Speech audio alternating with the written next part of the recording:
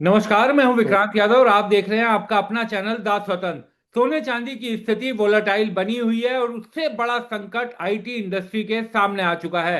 इन्हीं दोनों मसलों पर बात करने के लिए आज हमारे साथ जुड़े हैं हमारे आर्थिक विशेषज्ञ अनिल राय जी। अनिल जी अक्सर हमें तमाम चीजों पर अपडेट करते हैं, क्यों ये घटनाएं हो रही हैं, क्या इसके पीछे के कारण हैं, इन सब पर हम उनसे बातचीत करते हैं। अनिल जी, बहुत बहुत स्वागत है दा स्वतंत्र पर। बहुत बहुत धन्यवाद जी विक्रांत जी। अनिल सर, सबसे पहले तो यही समझना चाहूंगा, सोना चांदी जो पिछले साल के पूरे करतब देखे हमने और अब जिस तरह की जी वोलेटाइल स्थिति बनी हुई है सर, कब तक ऐसा जी रहने जी की उम्मीद है और आगे क्या देख रहे हैं?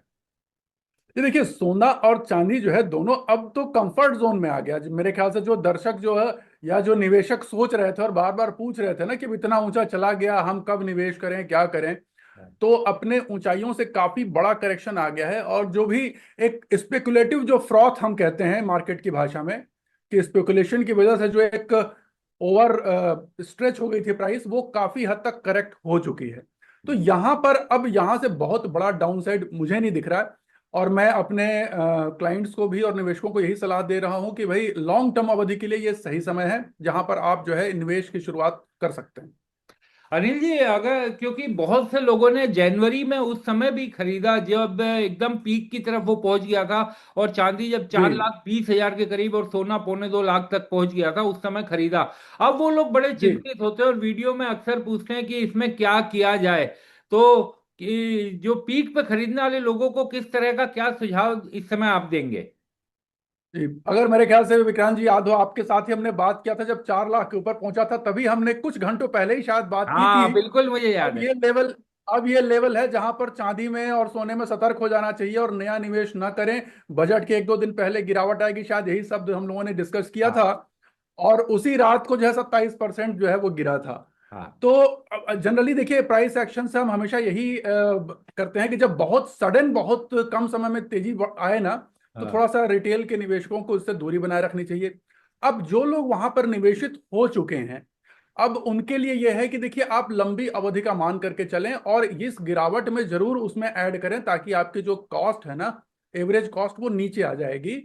और लंबी अवधि में अभी भी दोनों धातुएं जो हैं, इनका लॉन्ग टर्म प्रोस्पेक्ट अभी भी बना हुआ है, पॉजिटिव ही बना हुआ है। और सोना ज्यादा स्टेबल है। हम्म। सोने में आप जल्दी देखेंगे कि वो अपने ऑल टाइम हाई को क्रॉस करेगा। चांदी थोड़ा समय लगेगा। चांदी में भी तुरंत नहीं हम कह सकते हैं कि वो तुरंत अभी आने वाले 4-6 महीने में 4,20,000 क्रॉस कर जाएगा, थोड़ा समय लग सकता है। लेकिन उसकी जो जेन्युइन डिमांड है, जो फंडामेंटल डिमांड है, वो अभी भी बनी हुई है। तो लंबी अवधि के लिए लेके चलें, आप 5 से 6 साल का या 10 साल का नजरिया लेके चलें। आपको दोनों धातुएं यहाँ से अच्छा प्रॉफिट देंगी, और गिरावट में उसमें ऐड करें तो आपकी कॉस्टिंग भी थोड़ी सी कंट्रोल हो जाएगी। अनिल जी, पिछले दिनों रशिया को लेकर जो खबर आई थी ब्लूमबर्ग की, कि रशिया जी के स्टांस में चेंज आया, उस खबर को किस तरह से देखा जाए और क्या उसका भी असर सोने और चांदी पर दिखाई देगा?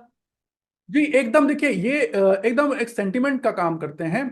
और ये खबर जो है फ्राइडे को ही हम लोगों के पास आ गई थी, कि ब्लूमबर्ग के हवाले से खबर आई थी कि ये जो है वो कंसिडर कर रहे हैं, और क्रेमलिन के अंदर जो ऑफिशियल्स हैं उनके पास ये सूचना आई थी कि वो फिर से जो है यूएस के साथ जो है वो डॉलर में ट्रेड की बात शुरू हो गई थी।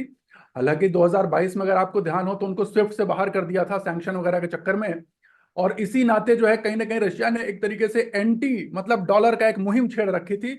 और वो पूरे ब्रिक्स का कंट्रीज का लीडर बना हुआ था इस पूरे प्रकरण में।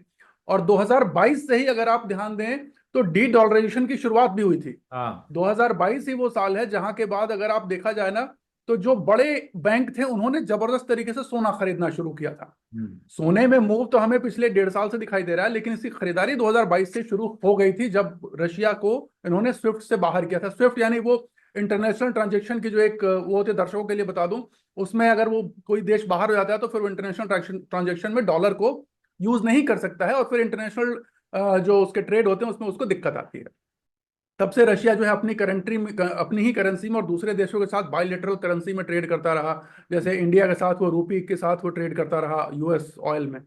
अब ये जो चीज है, इसका देखिए दो चीज है विक्रांत जी। हाँ। और उसमें आप ज्यादा बेटर जानेंगे, क्योंकि आपको जो है राजनीतिक जो चीजों की पकड़ है वो मुझसे जरूर बेहतर है, ये मैं जानता हूं। अरे, तो इसके तो विशेषज्ञ आप ही हैं। हाँ। रशिया इतनी जल्दी अपने इस स्टैंस को डाइल्यूट नहीं करेगा।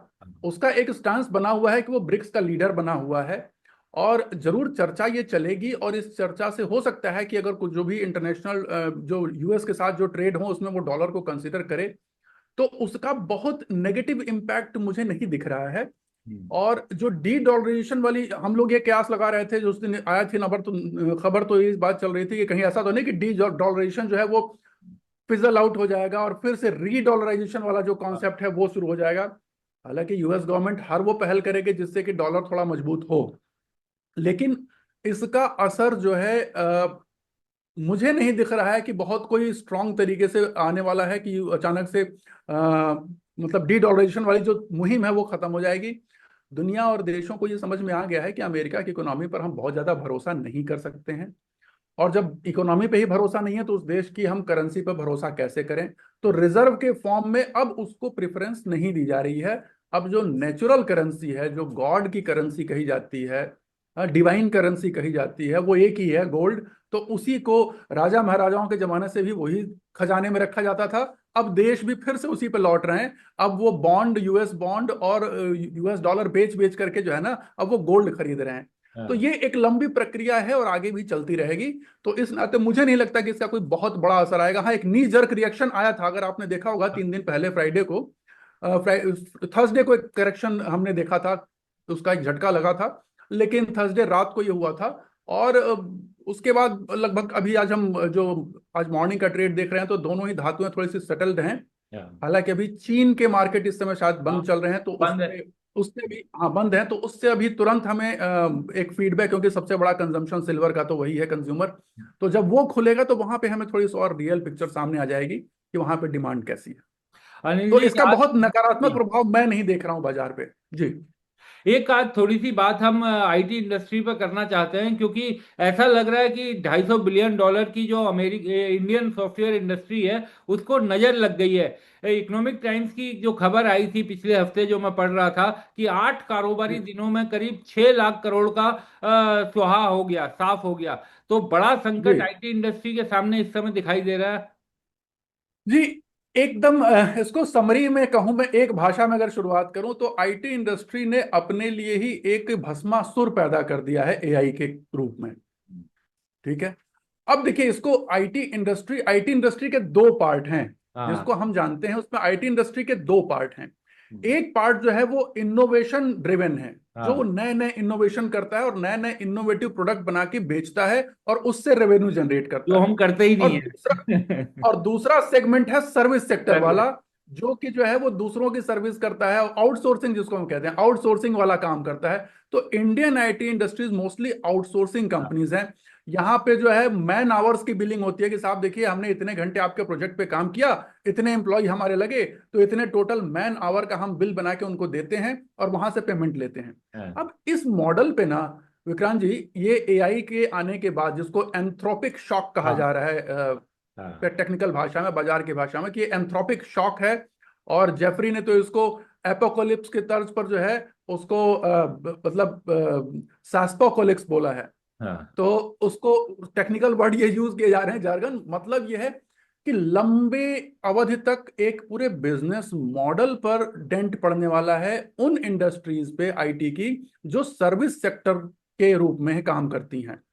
क्योंकि प्रैक्टिकल सी बात है, देखिए विक्रांत जी, अगर आप ही कंज्यूमर हैं और आपको एक आईटी कंपनी बिल करती है अपनी सर्विस के लिए घंटे और मैन पावर के हिसाब से कि साहब इतने घंटे लगे, अब वो काम आपका एआई एक क्लिक में 2-4 मिनट में कर देगा, और कहता है वो कंपनी कि साहब हम आपके लिए एनुअल सब्सक्रिप्शन लेंगे जो कि आपकी बहुत मतलब पीनट्स के बराबर है पूरे साल के बजट का जो आप अभी खर्चा कर रहे हैं।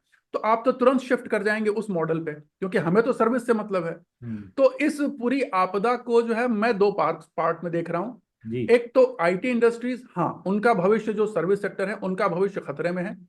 मैं पर्सनली अपने क्लाइंट्स को सुझाव दे रहा हूं इस सेक्टर से दूर रहने के लिए, और पिछले 6 महीने से लगातार दे रहा हूं मैं हम्म, कि इससे दूरी बना के रखें, अभी भी दूरी ही बना के रखें, आगे भी दूरी ही बनानी है। दूसरा चीज है इसका एडवांटेज, फ्लिप साइड। हम्म, जो आईटी सेक्टर को की सर्विसेज को अवेल करती थी कंपनी, उनकी कॉस्ट में बहुत जबरदस्त कटिंग होगी, तो उनका प्रॉफिट मार्जिन बढ़ेगा। तो आप उन सेक्टर्स पर नजर भिड़ाएं एज अ निवेशक, वहां आपको बहुत तेजी से लाभ होता हुआ दिखाई देगा। तो दोनों चीजें हैं इसके, एक नेगेटिव एक पॉजिटिव। अब निवेशक के नाते आप पॉजिटिव वाला पकड़ लें और नेगेटिव वाले से दूर हो जाएं। हाँ, बिल्कुल आपने सही बात की। लेकिन सर, जिस तरीके से ये इन पर असर पड़ रहा है, बाजार में इनके शेयर के रेट से तो असर दिखाई दे रहा है, लेकिन बड़ा जी संकट तो फिर ये भी हो गया है, क्योंकि ये भारत की सक्सेस स्टोरीज थी। ग्रोथ इंजन जी में बड़ी भूमिका इनकी थी, बड़ा रोजगार दिया हुआ था। एक बड़ा रोजगार का जी। संकट भी सामने दिखाई दे रहा है, क्योंकि कॉस्ट कटिंग होगी तो बेरोज निकाले भी लोग जाएंगे उसमें बड़ी संख्या में। देखिए, माना हमेशा ये कहा जाता है ना कि टेक्नोलॉजी का मतलब ही होता है जिसमें इनोवेशन इन्वॉल्व हो। हाँ। टेक्निकल सेक्टर, टेक्नोलॉजिकल सेक्टर का मतलब ही होता है जिसमें, क्योंकि सबसे ज्यादा फास्ट चेंजिंग जो समय के साथ आपको परिवर्तित होना सीखना पड़ेगा। नोकिया का बहुत बड़ा एग्जांपल है, एक समय में दुनिया की सबसे बड़ी मोबाइल कंपनी, और आज वो एकदम गायब हो गई। तो हर वो आईटी कंपनी आज की डेट में जो इंडिया में है, उसको बहुत तेजी से अपने को इनोवेटिव इंडस्ट्री में कन्वर्ट करना होगा hmm. As compare to service oriented industry. तो वो जो घंटे वाली बात होती थी ना, बीच में कई बार चर्चा चलती थी कि आपको 70 घंटे, 72 घंटे, 80 घंटे काम करना चाहिए, अब वो जमाना नहीं रह गया। जो हम्म। हमारे आईटी के इंडस्ट्री के जो लीडर कुछ एग्जांपल दिया करते थे, हम्म। तो वो सर्विस सेक्टर, वो लेबोरियस वाला मॉडल आप बताऊं, प्रैक्टिकली वो खत्म हो गया और वो आगे भी और भी खत्म हो जाएगा। यहां पर इनोवेशन चलेगा। हम्म। आप कितना यूनिक प्रोडक्ट बना रहे हैं जो मैक्सिमम लोगों की सर्विस को की जिंदगी को आसान बनाता है। जब हम्म। आप कोई ऐसा प्रोडक्ट बनाएंगे तो आप मार्केट में लीड करेंगे, और यही चीज आगे आपकी रेवेन्यू को सर्वाइव करेगी। तो इंडियन इंडस्ट्री को अब थोड़ा सा अडेप्ट होना पड़ेगा। देखिए, हम्म। खतरे दो प्रकार के हैं विक्रांत जी, आईटी में जो आपने पूछा। एक तो इस आउटसोर्सिंग के चलते और सस्ते मैन पावर के चलते, यूएस सबसे बड़ा मार्केट है हमारा आईटी इंडस्ट्रीज का, वहां से सारी इंफॉर्मेशन यहाँ आती थी। अब खतरा क्या हो गया है कि जब यूएस में खुद बैठी कंपनी एआई के थ्रू वो सर्विस प्रोवाइड करेगी, तो यूएस कंपनियां कहेंगे भाई हम अपना डाटा बाहर क्यों भेजें। बिल्कुल। क्योंकि दो खतरे होते थे उनके डेटा बाहर आने की वजह से। अगर आप देखें तो यूएस में जो है ना, इंडिया ओरिजिनेटेड स्पैम बहुत ज्यादा चलता है, जो ऑनलाइन फ्रॉड हैं वहाँ के इंश्योरेंस कंपनीज को, जो क्लाइंट है उनके ऊपर, या तो ये सारी चीजों को प्रोटेक्ट करने के लिए वो कहेंगे भाई हम अपनी डोमेस्टिक कंपनी को ये काम देंगे जो एआई के थ्रू वही काम हमारे लिए करके दे देगी। हम्म। तो अब इंडियन कंपनीज को थोड़ा इनोवेटिव होना पड़ेगा, और उनको अब इनोवेटिव प्रोडक्ट बनाने होंगे, केवल सर्विस सेक्टर से अब काम नहीं चलेगा। हम्म। और कहीं ना कहीं अगर मैं बताऊं, गवर्नमेंट ने इस चीज को बहुत पहले सेंस कर लिया था, जिसकी वजह से अगर आप देखें तो उन्होंने, हमारी इकोनॉमी पहले सर्विस ओरिएंटेड इंडस्ट्री थी, अब उन्होंने पूरा फैक्ट, उनका जो फोकस इस समय देखिए मैन्युफैक्चरिंग पे है। हाँ। बहुत समय बाद आप देखें तो गवर्नमेंट का पूरा जो एम्फेसिस है वो मैन्युफैक्चरिंग पे आ गया है, कि साहब हम हार्डवेयर बनाएंगे, हम सेमीकंडक्टर बनाएंगे, हम चिप बनाएंगे। अभी एक नैनो चिप का उद्घाटन हुआ, तो ये सारी चीजें जो है, ये चीजें आपको रियल वर्थ अब आगे फ्यूचर में प्रोड्यूस करेंगी। हम्म। अब आप कोडिंग करके और दूसरे के बिहाफ में जो कहते हैं ना बैक ऑफिस वर्क करके जो आप कमाई करते थे, वो काफी हद तक कम हो जाएगा। अनिल जी, ये भी कहा जा रहा है कि अभी तो एआई की ये शुरुआत भर है, तो कौन से और सेक्टर्स हैं जिस पर इसका बड़ा असर पड़ते हुए आप देख रहे हैं? एकदम ये शुरुआत भर है। अभी कुछ दिन पहले चर्चा हो रही थी तो हमने यही बात कही थी कि अभी तो ये एक एंथ्रोपिक शॉक का नाम दिया जा रहा है। अब ऐसे एंथ्रोपिक है, उसके बाद एक पैलेंटीर नाम का आ गया है, लोग जानते हैं पैलेंटीर करके एक आ गया। अभी हर हर आपको 15 या 1 महीने बाद एक नए नए आपको मिलेंगे। हम्म। आपको ध्यान हो विक्रांत जी, कुछ दिन पहले अगर ध्यान हो तो हम लोगों के एक नाम सुना था, चैट जीपीटी, जो दिमाग में हमारे बस गया कि चैट जीपीटी। चैट जीपीटी के बाद कितने एआई आ गए। हाँ। मतलब आज तो लगभग लगता है अगर ऑनलाइन सर्च करें तो हर एक काम के लिए एक एआई बैठा हुआ है। फोटो एडिटिंग के लिए अलग, वीडियो एडिटिंग सब। के लिए अलग, साउंड रिकॉर्डिंग अलग, मतलब जो भी काम आप सोचे उसके लिए अलग अलग स्पेसिफिक एआई बन के बाजार में मौजूद है। ये सारी चीजें फ्यूचर में और तेज होती जाएंगी। तो इनका जो नुकसान है वो उन इंडस्ट्रीज पे पड़ेगा जो सर्विस प्रोवाइड करके बिल करती थी, हम्म। उन पे जरूर नुकसान पड़ेगा। और इसके बड़े दूरगामी परिणाम हैं। आप देखिए, बहुत चीजों में एआई का उपयोग होता चला जा रहा है, केवल आईटी में ही नहीं। आप देखिए, जो एक मतलब कहते हैं कि भाई कोई भी अगर किसी को एक लीगल ड्राफ्टिंग करनी होती थी तो वो हाँ, वकील के पास जाता था, ये उन करता सब था। चीजों पे बहुत अब असर पड़ा। हाँ। एकदम अब आप एआई को कमांड दे दीजिए कि भाई हमको पूरे इस एक्ट के हिसाब से ड्राफ्ट करके ये हमें एक एग्रीमेंट बना दीजिए, तो वो एग्जैक्टली मतलब एक अच्छे खासे मतलब लॉयर के जैसा वो बना करके दे देता है। तो हम्म। वो, इसके अलावा मेडिकल क्षेत्र में इसका प्रभाव है। मेडिकल क्षेत्र में इसका देखिए एडवांटेज डिसएडवांटेज दोनों होते हैं। तो यूजर के लिए तो सब एडवांटेज होने वाला है, लेकिन जो सर्विस प्रोवाइडर है उसके लिए डिसएडवांटेज है। अब आज की डेट में एक रिपोर्ट अपलोड कर देते हैं हम, कोई भी पैथोलॉजिकल रिपोर्ट एआई को, और वो पूरी रीडिंग करके, मतलब एक लेमैन डॉक्टर से तो बहुत ही अच्छी रिपोर्ट बना के दे देता है। एक प्रोफेशनल डॉक्टर को वो मिमिक नहीं कर पाएगा, लेकिन जो गांव के लोग हैं उनके लिए बहुत सुविधा हो जा रही है, क्योंकि उन इसकी पहुंच जो है वो गांव गांव तक पहुंच रही है। मोबाइल अगर आपके पास है तो एआई भी आपके पास है। तो दोनों के फ्लिप साइड हैं, और दोनों तरह के ही परिणाम सामने दिखाई देंगे। अनिल जी, मेरा आखिरी सवाल आपसे रहेगा कि आज से दिल्ली में एआई समिट चल रहा है, दुनिया भर से लोग आ रहे हैं, लेकिन हमारी जो जी आईटी इंडस्ट्री है उसके सामने बड़ा संकट आ गया है। तो आपको लगता है सर, क्योंकि इतनी बड़ी बड़ी ये कंपनियां हैं, टीसीएस, इंफोसिस, जी एचसीएल, महिंद्रा, क्या जी इन्होंने सालों राज किया है, तो आपको लगता है, क्योंकि सबसे बड़ी समस्या ये रही कि इनोवेशन की तरफ हमारी कंपनीज गई नहीं, तो आपको लगता है कि इन कंपनियों ये निकल पाएंगी इससे, या फिर इनके लिए अब एक ये संकट असली संकट है? देखिए, अगर नहीं, जो नहीं निकल पाएगा उसके लिए रियल संकट है। एकदम फैक्ट बात कहूंगा यहाँ पे। जो भी कंपनी, चाहे वो कितनी भी बड़ी क्यों ना हो, ये मैं बता दूं फिर से दर्शकों को, कई बार मैं कई पैनलों में बैठता हूं तो टीवी में कुछ लोगों ने ये प्रपोज किया कि भाई देखिए, आईटी इंडस्ट्री में बहुत अच्छा वैल्यूएशन आ गया है, बड़े हाँ, चीप हो गए हैं, पिछले 6 महीने से गिर ही रहे हैं, तो वैल्यूएशन बहुत अट्रैक्टिव हो गया है। तो हाँ, मैंने वहां भी वार्न किया था, यहां भी दर्शकों को वार्न करूंगा। वैल्यूएशन बड़ा एक डाइसी कॉन्सेप्ट है। हाँ, वैल्यूएशन आप पास्ट इनकम के हिसाब से कैलकुलेट करेंगे तो चीप लगेगा, हाँ। लेकिन अगर उसकी फ्यूचर अर्निंग ही अगर 50% कम हो जाएगी, तो वो तो सस्ते रेट में भी सस्ता हो गया, महंगा हो गया ना। बिल्कुल सही क्योंकि जब बात। इनकम ही गिर गई 50%, तो हाँ। अभी जो माहौल चल रहा है ना विक्रांत जी, वहां पर आने वाले समय में बहुत बड़ी डेंट लगने वाली है इनकी सर्विस बेस्ड इनकम को। हम्म। ठीक है, एग्जाम्पल मैंने बता ही दिया कि भाई ये लोग बिल करते हैं। एग्जाम्पल बता दूं विक्रांत जी, $100 पर आवर के रेट से यहाँ तक की बिलिंग होती है।